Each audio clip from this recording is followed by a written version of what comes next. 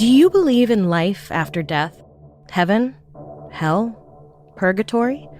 Is it possible to get to the very threshold of the great beyond and live to tell the tale? Welcome to Strange and Unexplained with me, Daisy Egan. I'm a writer, an actor, and a skeptic who is also really gullible, which makes it hard to keep an opinion for very long. This week...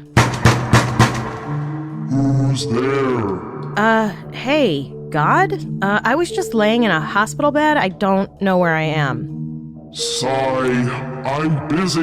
Just go back. I'll get to you later. Also, your grandmother says she knows you were the one who broke her china bowl. She forgives you. Now go back. Near-death experiences. Are they real? Today, I'll tell you 3 stories of people who insist they traveled to the very brink and back.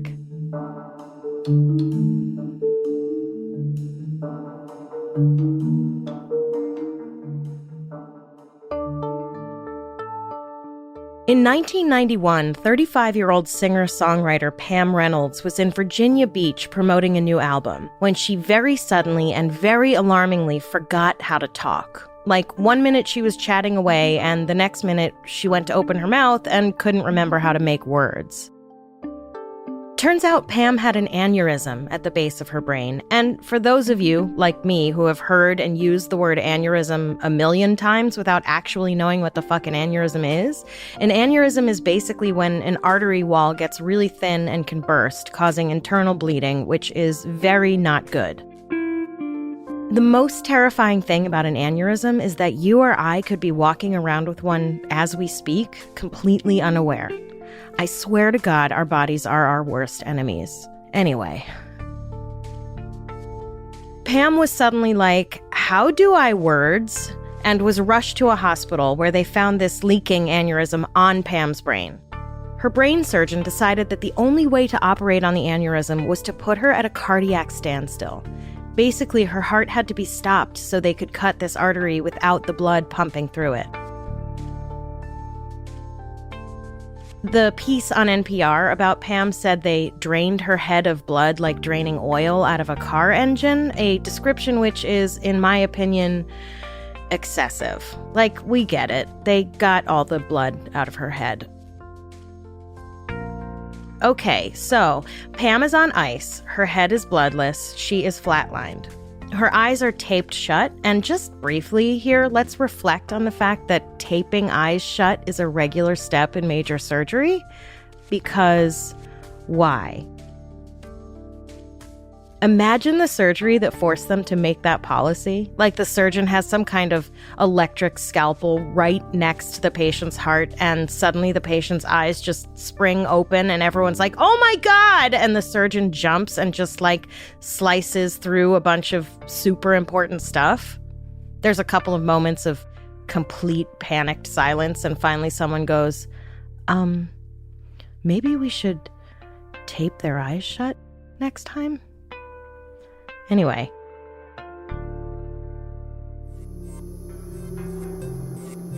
So, to be clear, Pam's heart and brain were both stopped. She was DED, dead. The plan was, when the surgery was finished, they would warm Pam's body up to regular, alive person temperature and then do the shock paddle thingies to restart her heart, like jumping a dead car engine.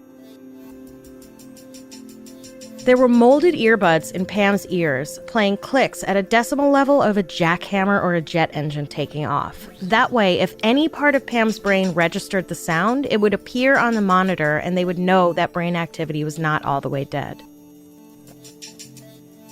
And look, I'm no brain surgeon, so I don't know what happens when the patient you're working on is supposed to be dead and then isn't.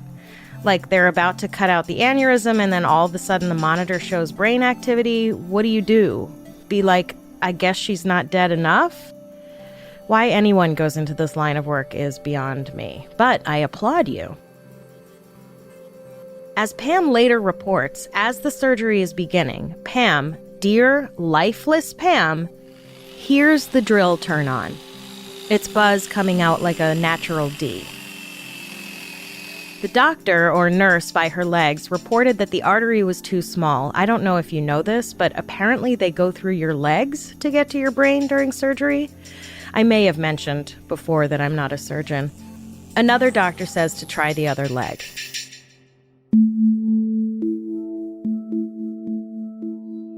Pam then says she popped out of herself through her head. She could see 20 doctors in the room, which seems like an immense number of people, but I don't know how brain surgery works. She looked down on the scene and could see the tray with the drill bits and the drill itself, which she said looked like the handle of her electric toothbrush. That's when she was pulled toward the bright white light. As she stepped into the light, her dead grandmother greeted her. Pam wondered to herself if she deserved to be there. She wasn't a perfect person, she thought. I'm not sure how she knew where there was, but I imagine if you're dead and you're walking toward a bright light, it's a good guess you're in heaven. And her grandmother said, "As a child, we expected that you would spill your milk. It's the manner which you clean it up that gives us cause for pride." Which is at once beautiful and full of grace, and also kind of petty. And listen, I get that it's a metaphor for how you handle the mistakes you inevitably make in life, but couldn't she have just been like, "I'm happy to see you. You're really gonna greet me at the pearly gates with a fucking riddle?" Her grandmother told her that the light was what happened when God breathed, and Pam thought, I am standing in the breath of God. But it wasn't her time. She wasn't allowed to fully enter the light. Pam, back in the operating room, hovering over herself on the operating table, felt completely emotionally detached from her body. She said her body looked like a train wreck, and she did not want to re-enter herself. And to be fair, I imagine that if you're looking down at your own dead meat suit all cut open for surgery, you wouldn't want to get back in it either. It was at this moment that she was in a psychic battle with herself over whether or not to return to her body that, in my opinion, the worst possible thing happened.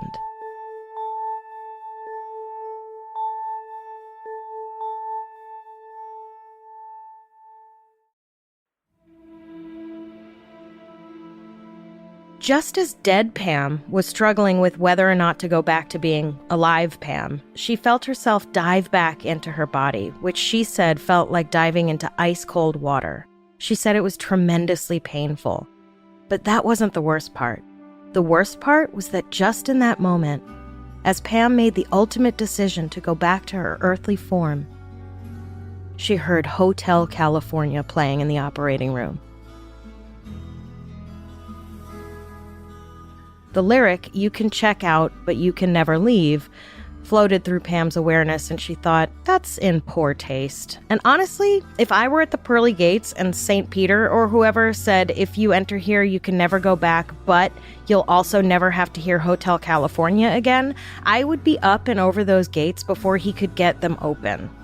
I want to go on record now and say that if I am ever having surgery and the doctors decide to play Hotel California during my surgery, I am going to make sure I die and then spend the rest of time haunting those doctors by playing Hotel California on repeat wherever they go until they die.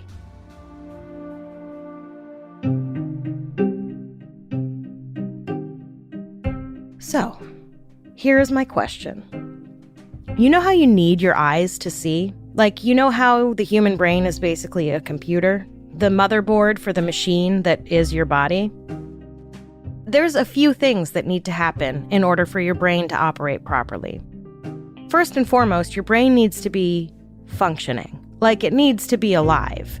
Your eyes can be open all day long, but if the part of your brain that takes in visual information and tells you what the information isn't working, you won't be seeing shit. Your child could be screaming Baby Shark into your ear at the top of their lungs, but if that part of your brain is off, you will be blissfully unaware of this assault on your senses. So how could it possibly be that Pam's brain was turned all the way off, and she saw and heard what was happening in the operating room? I'm going to admit this to you now, and you can laugh at me all you want, but get ready to pause so you can laugh without missing stuff. It literally never occurred to me before doing the research for this episode that when people claim to have out-of-body experiences or near-death experiences like the one Pam claimed to have had, how are they seeing anything without their eyes? You know?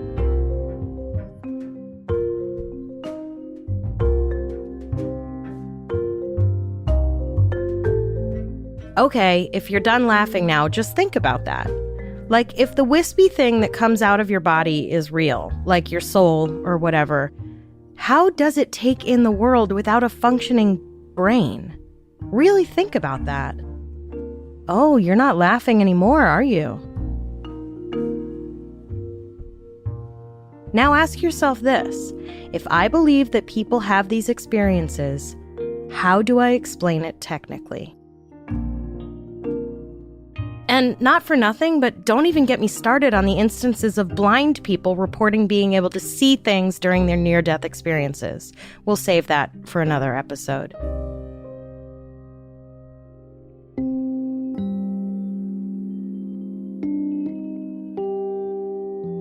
Pam's neurosurgeon says he can't explain Pam's experience medically. He asserts that what Pam claims to have seen and heard during her surgery is medically inexplicable. Dr. Michael Sabom, a cardiologist who studies near-death experiences, asked Pam and her doctors for her records so that he could do his own review. He too said that he could not find a medical explanation for Pam's experience. He checked the surgery notes and found that there were indeed 20 people in the operating room during Pam's surgery. Hotel California was playing when they jump-started Pam's heart, though why that would be noted in the surgery notes as though it were an important detail is beyond me. Is someone standing there noting down each song that plays during surgery? There was a note about the discussion about the artery in the legs being too small and the suggestion to try the other leg. Dr. Sabom looked at the model of bone saw used on Pam's head, and it did indeed look like an electric toothbrush. But before your mind is permanently blown, let me introduce you to Dr. Gerald Worley, an anesthesiologist who thinks Pam's story is completely unextraordinary. Dr. Worley believes that all the activity happening in Pam's brain happened in the moments before and after her brain was essentially turned off and then turned back on. Worley thinks it's likely the earbuds playing the incredibly loud clicks in Pam's ear were ill-fitting, letting sound in, or she was basically hearing the sound waves as they got transmitted through the table. There are relatively rare instances of people being aware of their surroundings under general anesthesia. He believes that while Pam was anesthetized, before they had essentially turned off her brain, they had to open her skull in order to drain it, like you drain the oil from a car engine, in case you forgot. And in the moment the bone saw made contact with her bone, she regained some level of consciousness, even while she was medically paralyzed. And I have to say, I think the only thing worse than having your brain cut open with a tiny buzzsaw is being aware that it's happening in the moment and being completely paralyzed. As for the images Pam claims to have seen, Worley thinks they were basically conjectures based on what she was hearing. And in all fairness, if you're in a medical setting and you hear something that sounds like a drill, you're probably going to have a relatively accurate picture of a medical drill in your head. Unless you've never been to the dentist, in which case, turn this off immediately and go get your teeth cleaned for the love of everyone. And I can get on board with the hypothesis that Pam maybe somehow felt the drill's sound transmit through the operating table. The drill is close enough to the table for that to be possible, sure, but the conversations going on around her? Hotel California? Even if she was able to hear those sounds through the operating table, which seems like a stretch, wouldn't they have sounded like the grown-ups in the Peanuts cartoons? Like, how is she gonna get her artery is too small from...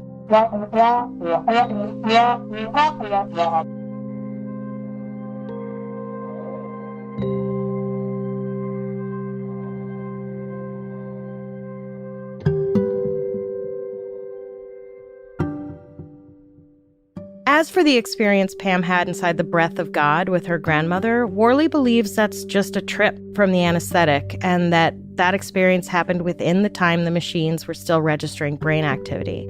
And of course, there's no way to verify when or even if Pam actually experienced what she experienced. And I do have to say, as someone who has had ketamine treatments for depression, that shit is very trippy. Ketamine is the drug used to put people under for surgery, but given at the right dose, you remain awake and go on a magic carpet ride through your own mind, which can be really awesome or really fucking terrible. But I imagine if I were going through a life or death surgery and I was one of the rare people who remained conscious through the anesthesia, my psyche would probably take me on a trip to what I thought was the edge of life as we know it. Except in my version, my mom would probably be like, "You were terrible at cleaning up spilled milk. Go back and do it better." Pam died in 2011 from heart failure. Whether that was a very delayed side effect of having been put in artificial cardiac arrest for 10 hours in 1991 or just bad luck, it's just more evidence that the human body is looking for ways to get rid of you. However, there have been those whose near-death experiences may very well have been the thing that saved their lives.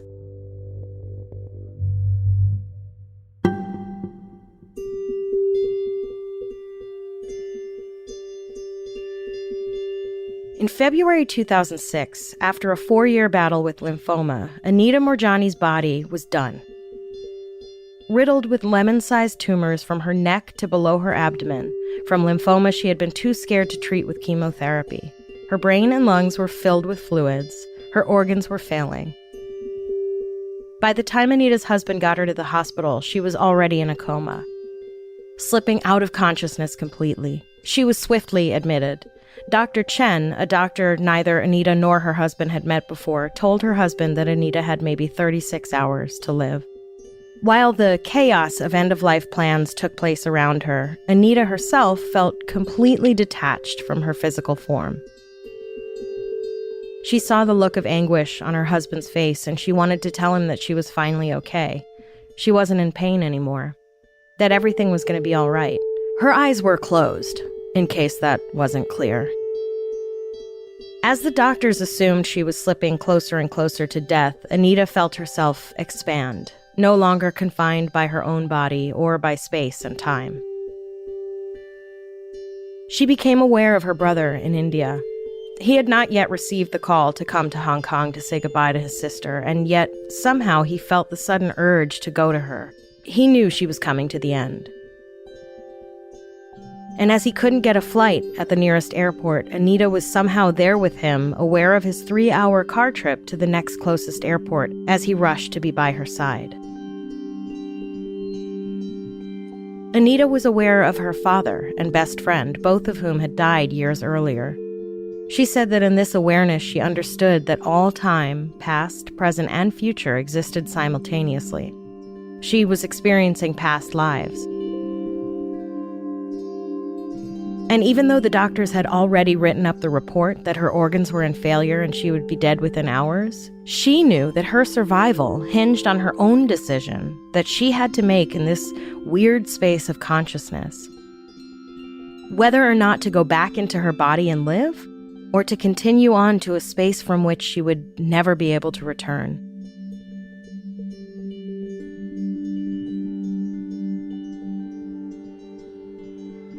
But first she got to hang out with Jesus, which is nice. And she was like, "This place is amazing." And Jesus was like, "Yeah, Sib, this place is literally everything."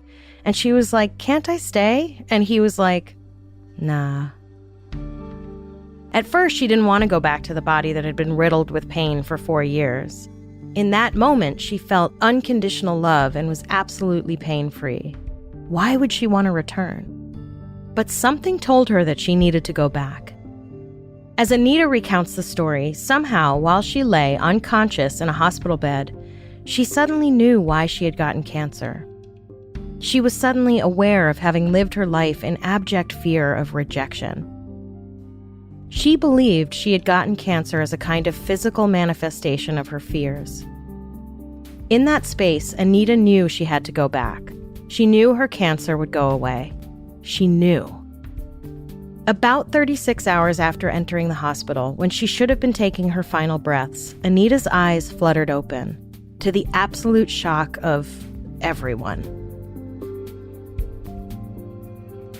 Okay, I hear you. You're saying, okay, Daisy, first of all, that's a pretty story, and it's beautifully written, but there's no way to verify that anything she said actually happened. And couldn't it just be that she had a terrific ride on the morphine cloud and somehow miraculously recovered?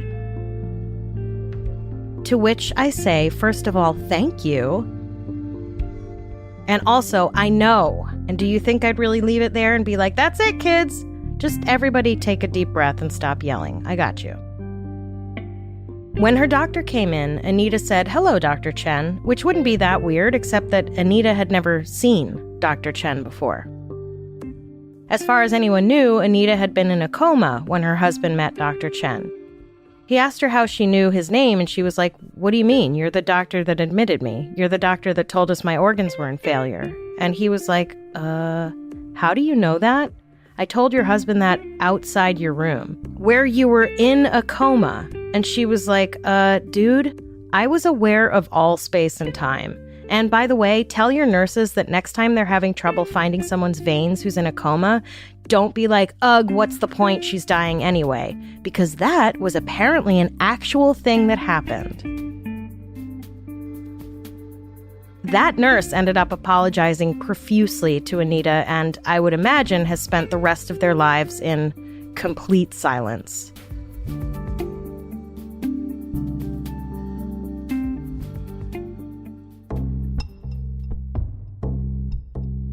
Okay, so maybe she could hear while she was in her coma, which is a terrifying thought, and I hope to God they start to figure out whether or not people can actually hear while they're in comas, so we can stop saying things like, I know you can't hear me, but I cheated on you with your brother. God, that feels so good to get off my chest. Or, she better not be leaving any money to Cousin Frankie. I hate that guy.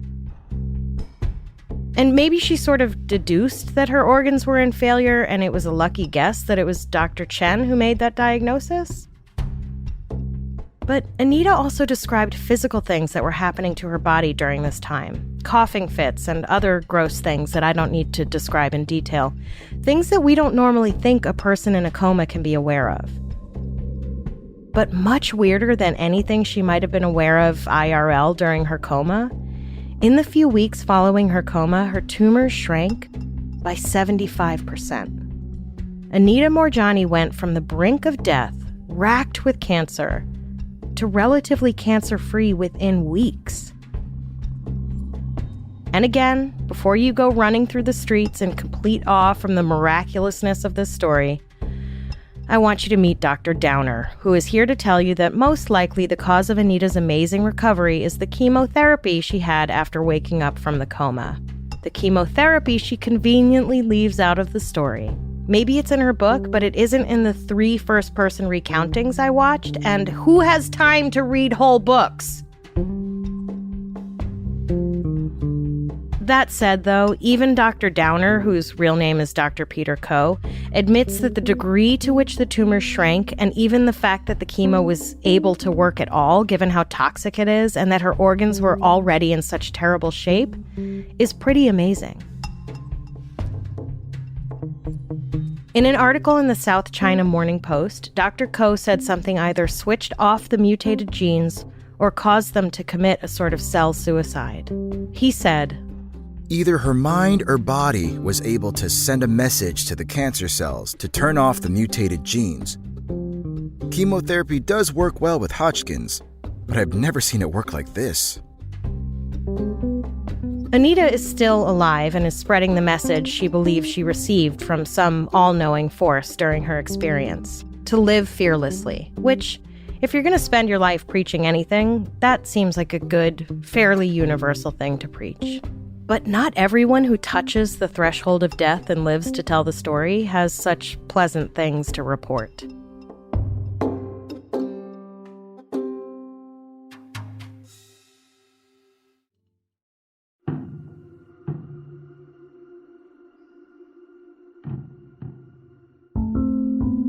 In 2015, reality TV producer Jonathan Koch was in tip-top shape. He was one of those people who, exercised on a daily basis while also producing TV like the Emmy Award-winning docuseries The Kennedys.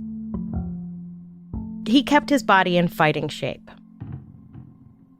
One day, on his way to a reality TV conference, which I imagine is where you go to have what's-her-face Vanderpump sign your butt so you can get it tattooed on, Jonathan got really sick. Like your worst flu ever on steroids sick. Jonathan drove himself to the emergency room where doctors couldn't figure out what was wrong with him, but shot him up full of morphine and sent him on his way.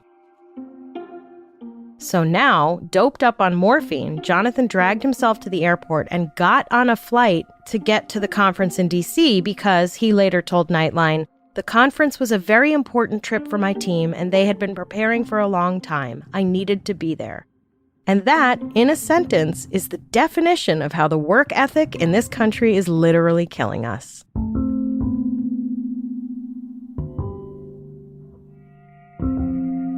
Within 24 hours of landing in D.C., Jonathan was in the ICU. His body was in full septic shock, and the doctors still couldn't figure out what was wrong with him.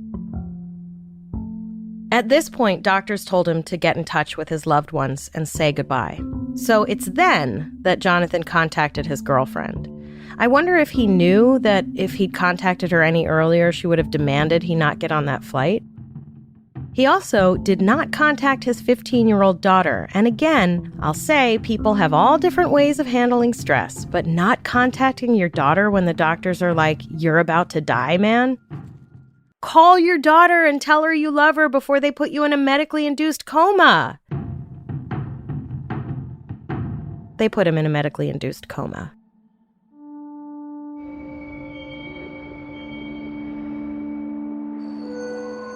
Everything in Jonathan's body was in failure. His heart, his lungs, everything. No one knew why or how he got sick. No one really knew how to treat him because they didn't know what was wrong, except that he was just rapidly dying. So, over the next 2.5 weeks that Jonathan lay in a coma, he, like Pam Reynolds and Anita Moorjani, had either dreams, hallucinations, or actually journeyed to the fringes of life. Unlike Pam and Anita, however, Jonathan, it seems, went to the other place. Where Pam and Anita stood in the breath of God and spoke with Jesus and felt one with the universe, Jonathan was tethered to a slab of wood, bound only with an untied piece of twine, but from which he couldn't move. A family of ghouls with giant faces and jagged teeth were holding him prisoner. They would surround him and talk about him, but never to him. He could hear them say, "Don't worry, he can't get up." Every morning they would bring in writhing, venomous snakes to bite him, one by one, to determine which posed the biggest threat to their livestock. Excuse me? Who did what with what now? Yikes, bro. Yikes. The snakes were both terrifying and physically torturously painful. Now, in an article in LA Magazine about Jonathan's ordeal, the author writes, "Then on the final day of his coma, Jonathan saw himself in an empty, misty room with 2 doors that he somehow understood to be the way back to life and the way forward into death. As he walked across this misty room, he finally had the same kind of experience Anita Moorjani had, feeling like he was experiencing all of time in one moment and that he was connected to everything. A voice asked him, Do you want to keep doing what you're doing? And his first response was, getting bitten by snakes every morning? No thanks, Bob. The voice came back, If you choose to live, there will be a price to pay that is so heavy that at times you'll regret it. If you do decide to go back, it will be the fight of your life. Jonathan chose the door back to life because, I would imagine, whatever the heavy price he would have to pay was, it couldn't have been worse than being held hostage by ghouls with jagged teeth who poke deadly snakes at you. Also, he owed his daughter a phone call. To this day, no one really knows why Jonathan got so sick. All they really know is that his immune system was so awesome because of the amazing shape he kept himself in. And that's probably what saved him from the mysterious illness. That and not wanting to get bitten by snakes for eternity. So, what do you think? Did these three people come toe-to-toe with beings from the great beyond? Did they really see and hear what they say they saw and heard? Or were they on really seriously medically induced trips? And even if they were tripping, is it still possible that they didn't also peer into whatever awaits us on the other side?